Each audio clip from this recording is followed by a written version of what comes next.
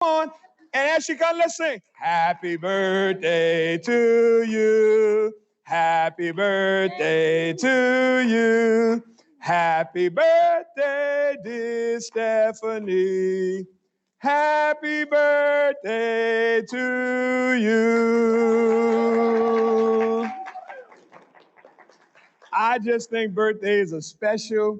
And when somebody has so much joy and energy and passion for their work and for their profession, that they would take the time to come on their birthday, that says a lot about Stephanie. And so, Stephanie, thank you for planning this. Thank you for engaging me. And I want you to know that I am absolutely honored to be here today. So we're celebrating Global Diversity Awareness. And when I think about global diversity awareness, I'm aware that our world has become a neighborhood. I grew up in New Orleans, Louisiana, 17th Ward, Holly Grove. Anybody familiar with that? If not, by experience, maybe you've heard of some artists like Lil Wayne, Master P. All of those guys came from the neighborhood that I grew up in. And growing up in New Orleans, that was the culture that I knew, the culture that I embraced. The food that we ate was New Orleans. The games we played was New Orleans. The music we listened to was idealistically New Orleans. The traditions and the festivals we celebrated were New Orleans. And all the world would come to my city, New Orleans, to experience that culture. But even though New Orleans has a unique and wonderful and fresh and delicious culture, it is not the world. But for me, well, it was. That's all I knew. I knew my neighborhood, and I knew the traditions, and I knew the various things that we did in the city of New Orleans. You probably know where you grew up, where you came from. You probably have some awareness of that. But it's very difficult to share what you don't know. What I'm saying to you is if you don't know it, you can't share it. That makes sense? You can't leave where you don't go, and you can't preach what you don't know. You got to experience it. So I'm speaking in Dallas, Texas at this school. It's an elementary school. I don't know, maybe 500, 600 little elementary school children there, and they're waiting to hear, this speaker. And so the principal walks up to the podium. He stands behind the mic, and he says, I'm going to introduce to you our speaker when this little boy was just waving his hand and, like he was landing a plane. And the principal said, what is it, son? And he said, can I introduce the speaker? And the principal said, yeah, come on. Little boy walked up and he got behind the mic and he said, I'd like to introduce to everybody our speaker for today. And his name is, what's your name?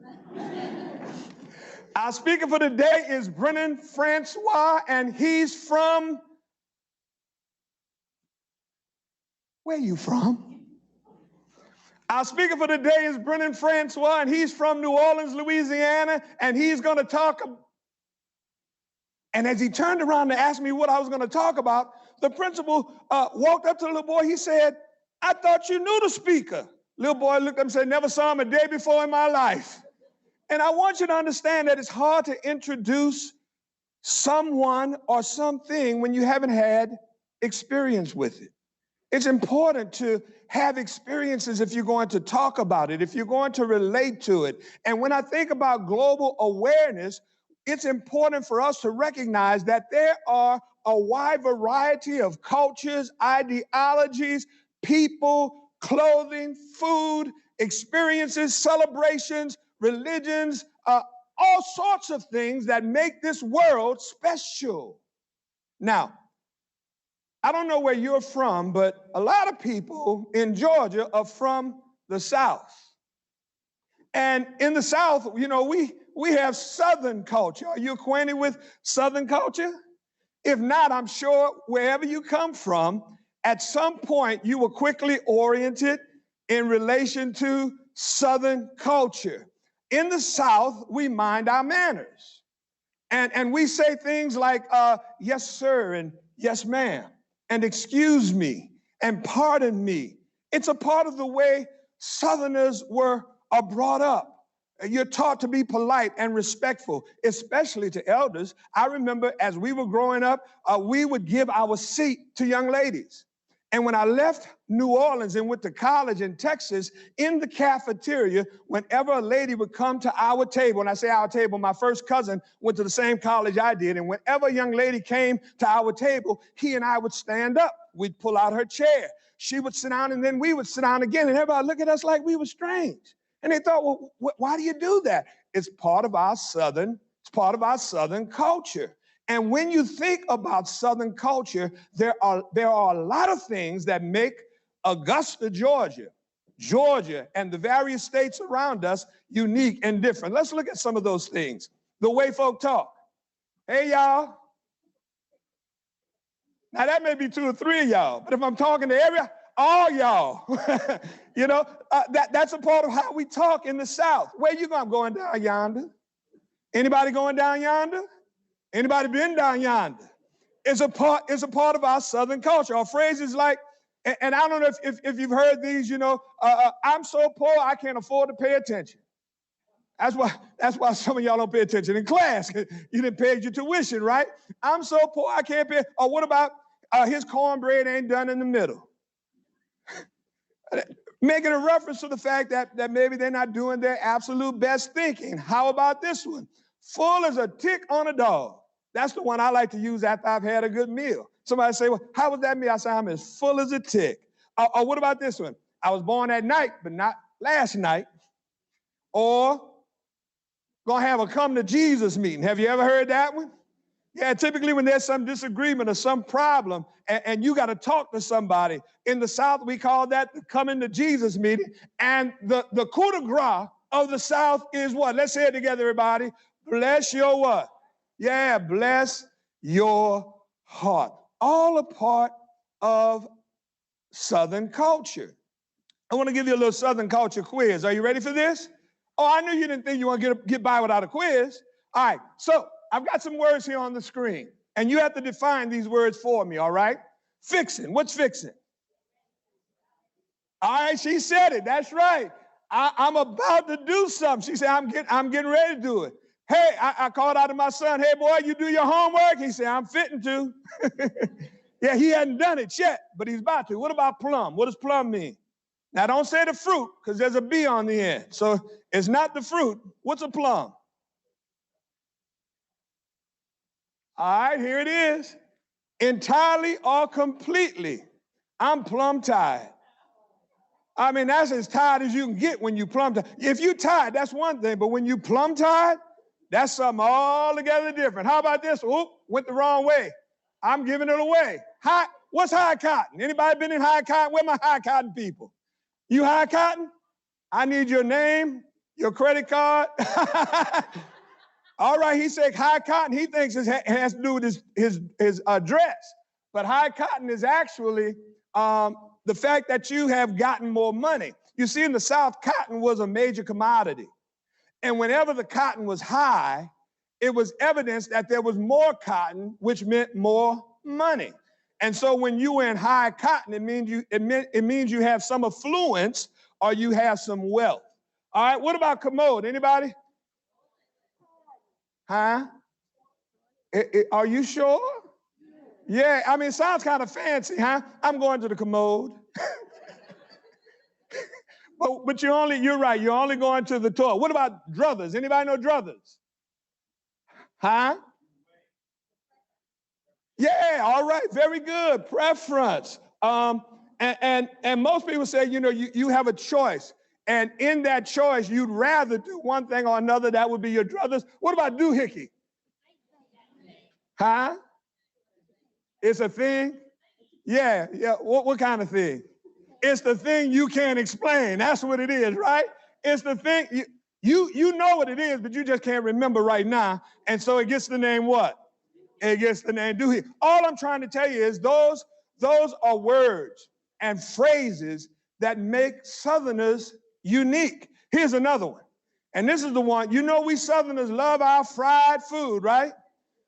In the words of Zach Brown, I like my chicken fried, cold beer on a Friday night, a pair of jeans that fit just right. But not only do we like our chicken fried, we like our fish fried, we like our turkey fried, we like our pickles fried, we like our snap beans fried. We fry everything in the South. That's just one of the characteristics of the South. Then there's Southern culture related to religion. In the South, we respect God, don't we?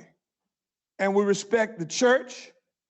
We respect the pastor. As a matter of fact, you know, working here as a chaplain, I can't tell you, there are people who don't know me, but they know my title, and immediately they give reverence to the title, chaplain. Because in the South, you know, there's something special about being clergy. People tend to get dressed up for church. You know, you're not going to embarrass God by showing up just wearing any old thing. That's Southern culture. But what's the biggest religion in the South? Boy, I can't pull nothing over y'all. There it is. That's the biggest religion right now. Roll Tide, huh? Yeah, Florida, and those Gators and those Gamecocks. But at the end of the day, it's what, everybody? Go Dogs, right? That's good Southern religion. I want you to think about this for a moment. Take your time, and I want you to think about this with me for a moment. Think about the last time you felt included and the last time you felt excluded. Last time you felt included and the last time you felt excluded. And while you're thinking about that, if you just take a moment, share with me an emotion you had when you felt included and an emotion you had when you felt excluded. Anybody? All right, uncomfortable when you were excluded, all right? Anyone? Thank you. Anyone else? Excluded. Uncomfortable. What else? Emotions. Sad Fear. When you're excluded. What else? Fear. Fear when you're excluded. What else? Embarrassed when you're excluded. Angry. I'm noticing that most of the answers so far have to do with being excluded, and that's very telling. It's very telling that more often than not, people have experiences of exclusion more than they do of inclusion. And immediately you begin to rattle off those feelings and those emotions that come to a person when they're left out, when they're not included. What about inclusion? Happy, safe, love that. Satisfied, respected. I'm going to tell you a story. I left New Orleans in 1979, and I went to a small Christian school in Texas. I'm going to be honest with you. The reason I went there was not because it was a good Christian school. My cousin had gone, my first cousin, I call him my twin cousin, Cedric, he had gone a semester ahead of me. He wrote me a letter, and in the letter he said he was the best athlete on campus. I thought to myself, if he's the best athlete on campus, I'm going, because I know I'm better than him. And so I showed up in January of 1979, only to find out he wasn't the best athlete, and neither was I. However, I didn't know anybody on that campus but Cedric. And I had left New Orleans, Holly Grove, 17th Ward. You get a picture of what that neighborhood is like? It's an all-black neighborhood. As a matter of fact, don't be surprised when I tell you I grew up in an all-black home. My mama was black, my daddy was black. My brothers were black. My neighbors, all of them were black. The schools I went to, every student was black. Every teacher was black. The church I attended was all black. I had an all-black experience, and now in 1979, I find myself in a small town in Texas at a small Christian school with about 1,500 students where maybe 2% were black. And I wasn't sure how I was going to fit in, and I had some of those emotions and feelings that you just described a moment ago. It was January. My birthday is in January. One night, after having been there 2.5 weeks, I'm in the gym playing basketball, and I'm leaving the gym, and this guy leaving the gym too says to me, "Hey man, walk with me to the science building." He says, I took a test today and I want to go and see what my grade was. Will you walk with me? And I said, sure. So I walked with him to the science building. We walked in the building and he said, wait right here. And he went into a room to check his grades and I waited for him to come out. And I waited and I waited and I waited some more and he wasn't coming out. And I'm like, what's taking this guy so long? And so I opened the door to find out what was taking him so long. And when I did, I looked inside and the room was pitch black dark. And I'm like, what in the world? And so I began to fumble around on the wall until I found a light switch and I flipped the light switch on and the light switch came on. And when the light switch came on, there were 60 white people yelling at me, happy birthday! I want you to know I felt included. I felt embraced. I felt accepted. I felt loved. I felt like I was in the right place. Being included. But more often than not, people are excluded. And when you think about the various people from all places around the world, the way they grew up, the things they experienced, the things they had opportunity to interact with, if we took time to learn and to understand how much more richer and vibrant and wonderful our lives would be. In this dynamic of global diversity, there are key words that we hear all the time: diversity, equity, and inclusion. But at the crossroads of those three words is this word that I have embraced and this word that I believe in with all my heart, especially as it relates to those of us who are part of this AU family. That word is belonging. When you remove belonging from the equation, those entities cannot and will not and do not intersect. And it's important. What is belonging? It's this feeling of security and support when there's a sense of acceptance, inclusion, and identity.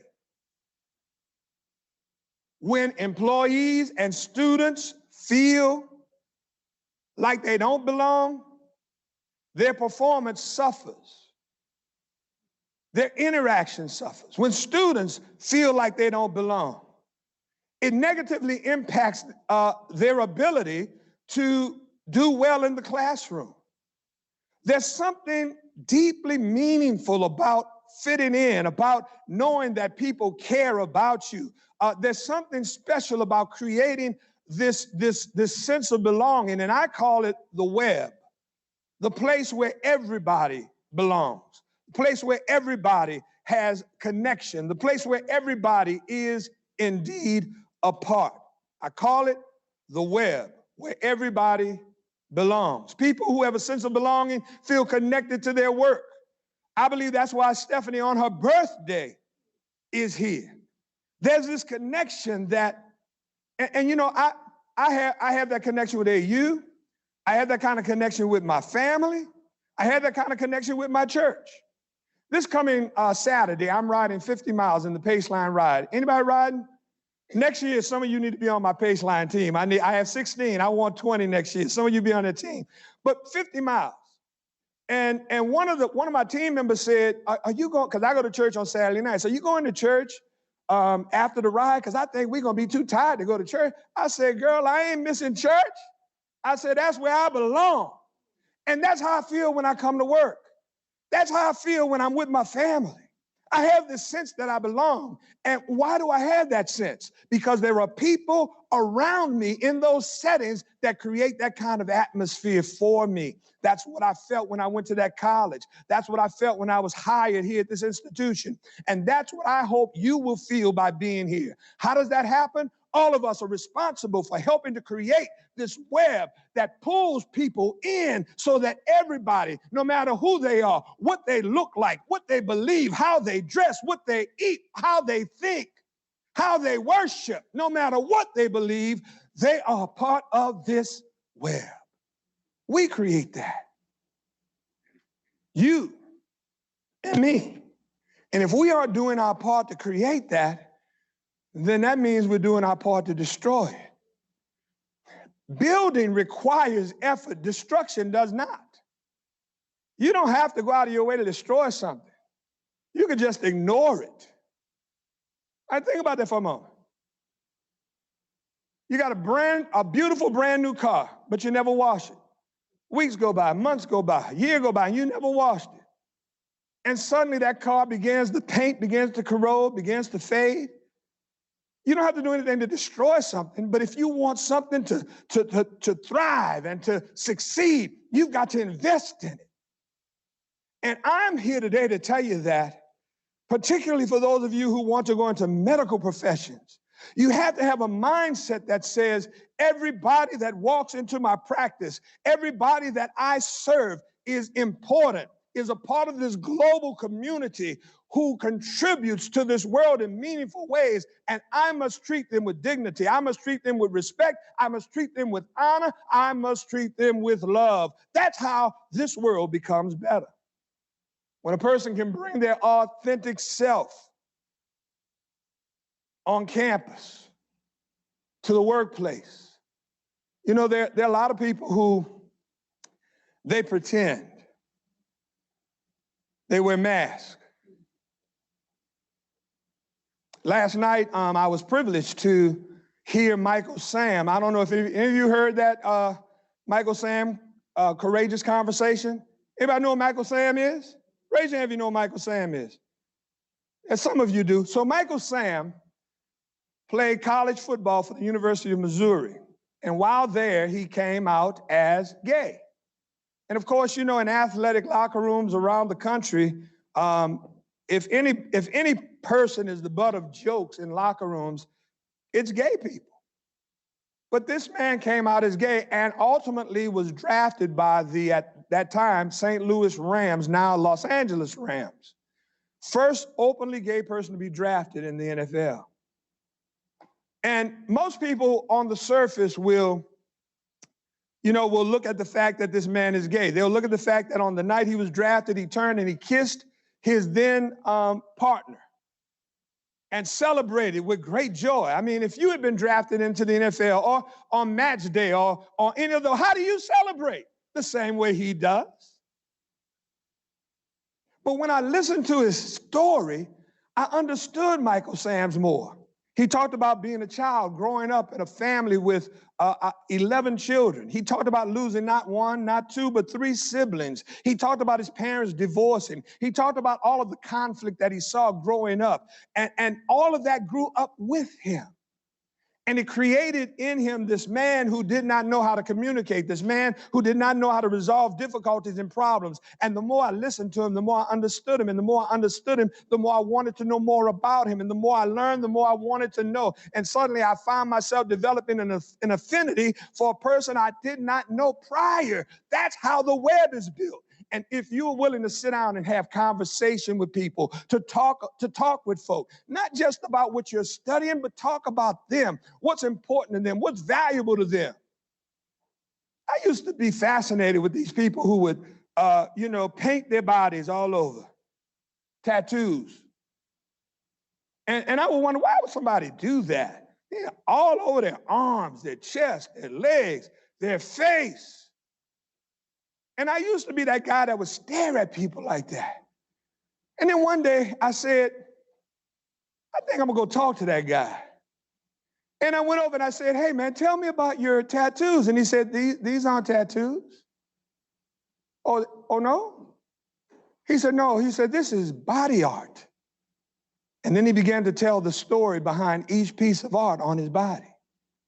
And at that point, I began to understand him a little better. I recognized that they weren't tattoos, they were art. That's how I should relate to people who have tattoos. I should call it body art. And then there's often a story behind the art. There's something that's happened in their life or their experience that they will spell out or explain to you. But the only way you know that is if you have conversation. Fascinated by people who don't look like me, who come from different places from me. And when you're willing to take time to sit and have conversation with those individuals, your world begins to grow and expand. That's how you create this web. It creates this sense of belonging. It unlocks what I believe is the power of diversity. There's power in diversity. But if we're not willing to embrace and help others fit in, help others settle in, help others feel welcomed, help others to be comfortable, then we're not creating the web. Here are several things I'm going to suggest that you do to create the web. One, be intentional about your connections. If there are people that you have curiosities about, admit, I don't know a whole lot about the Islamic community. I've got some questions about the way people from Islam dress, the way people from Islam eat. Why y'all pray so much? Why do you have to leave class or leave the workplace to go pray? And why are you facing where the sun? You have curiosities. You can sit back and you can speculate and you can draw conclusions, but until you have a conversation, until you call the imam and say, is there anybody I can talk to about, what you think and how you believe and how you worship? And that's how you create it, but you have to be intentional. Next, I'm suggesting that you build trust in these relationships. And the way you do that is by finding people who will encourage you and support you in your quest to know other people. And then thirdly, invite opinions and perspectives into the conversation. Be willing to receive new things. You know what often happens, and this happens in politics all the time. I know what I know that I know, and I know, and I know, and you can't tell me nothing else because I know. And if you know, you'll never learn. We've got to be open to ideas, open to perspectives, open to learning new things. Now, I'm not necessarily saying you'll agree with everything you hear, but you'll never learn if you aren't open.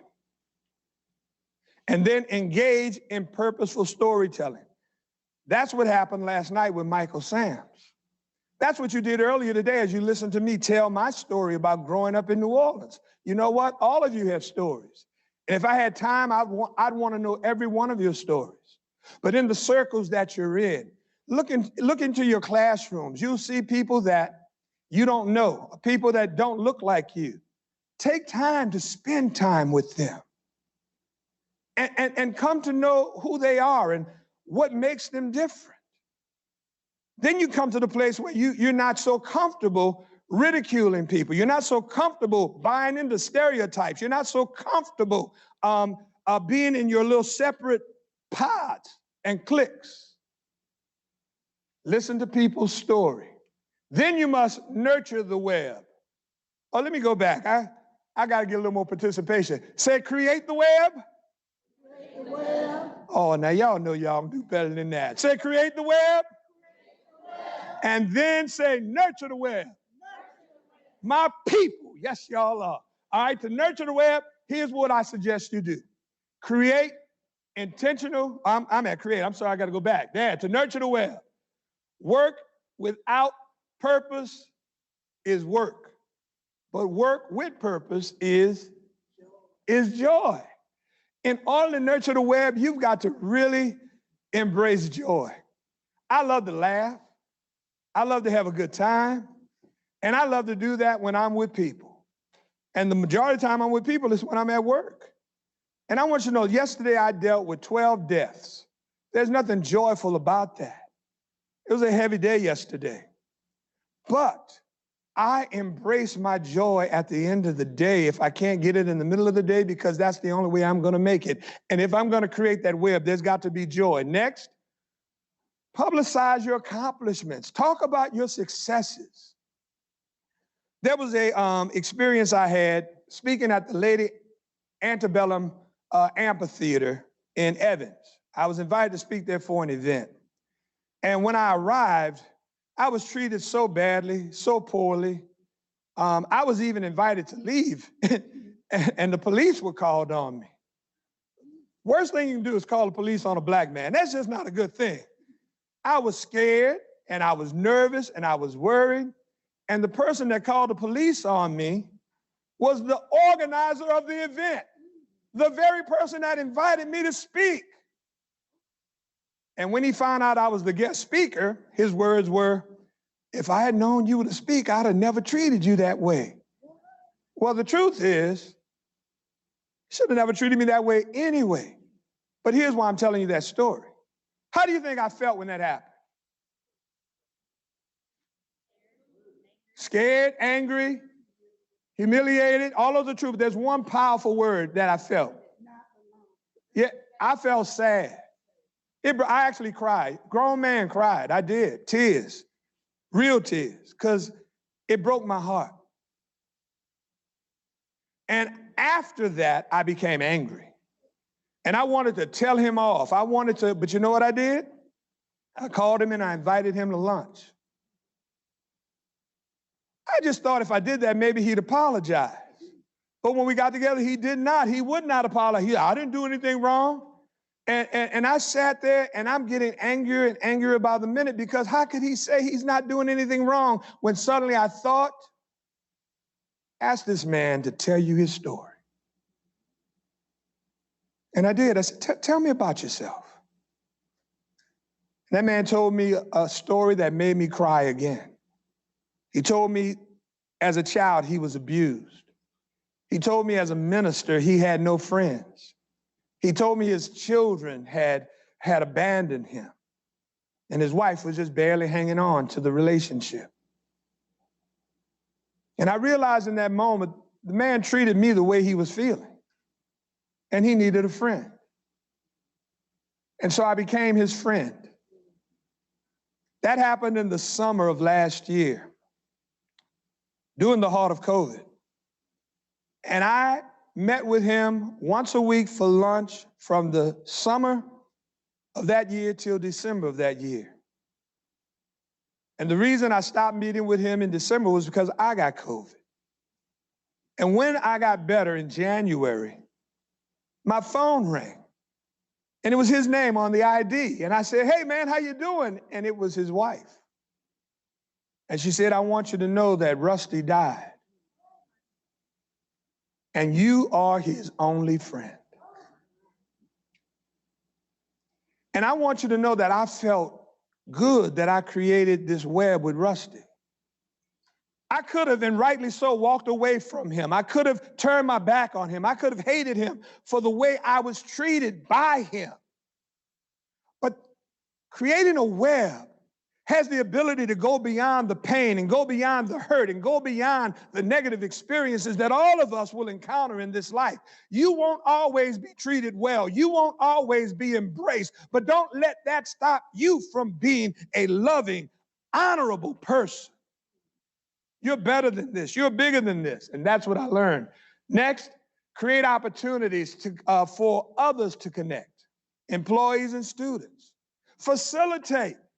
I meet people all the time, and I say, do you know so? You need to meet this person. It's important for you to meet that person. It's important. And bringing people together. When we do that, we are creating this web. Here are two things that I want you to remember. One, people must be welcome to be their authentic self. And two, people must be treated fairly in all matters. Stop expecting people to be like you.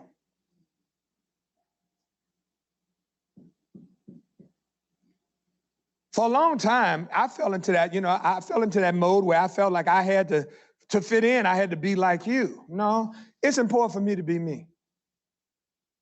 So I stopped trying to grow hair. I now let it be bald. I'm struggling trying to grow hair to be like y'all. I'm a bald man, all right? I'm gonna be who I am. It's important for us to treat people fairly. And I know you say, well, nobody's treating me fairly. Well, that's how the dynamic has changed. That's how the pendulum switches when you begin to treat other people fairly. Anybody know who this guy is? Who's that? Who is that, Dora? That's me with hair, huh? Yeah, that's not me, nor is that my son. Well, let's see, does this help you at all? Who's that? Y'all still think it's me? I hope you say yes. I hope you say that's still me. All right, does this help you? How about this? Does that help you? Thank you. That's Edrin James, played football for the Indianapolis Colts. And if you look at this picture, what do you see in his mouth? Yeah, gold teeth. Typically, when you see a gold grill is what generally folk wear. Their teeth really aren't all capped in gold. It's a grill that folk put in. And he was told, because he had this gold grill, that he would not be welcomed in the NFL, that he'd have to cut his dreads off, take out his gold grill. But you notice his dreads are still there and his gold grill is still there. You notice that, right? Edrin decided to be his authentic self. And look where it led him. If you don't know what that is, he traded his gold teeth for a gold jacket in the NFL Hall of Fame. He never compromised who he was, and he worked hard to be the best that he could be. I was going to show you a film, but for an interesting time, I'm just going to go on. Welcome people just as they are. Treat people fairly, and I got to show you this one.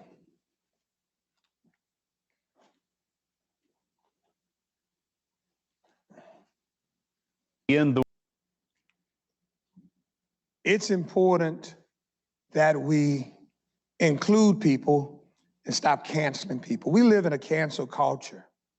These are the things I say we should cancel. Cancel hate, cancel crime, cancel ugliness, cancel student loans, cancel credit card debt, cancel home mortgages. Stop canceling people, all right?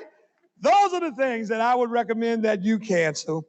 And I believe that when we do that, we create this wonderful web that connects all of us to our global neighborhood. That's my hope.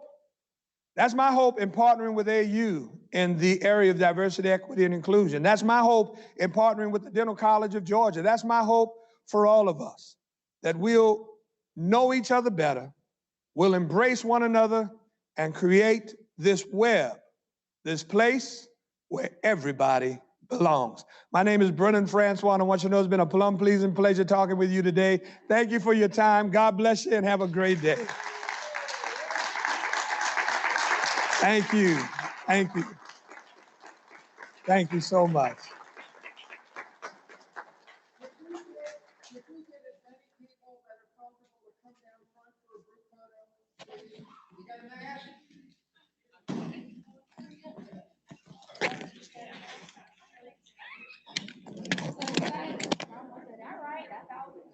Thank you so much. You're welcome. I'm Caroline. Caroline, thank you. Where you from?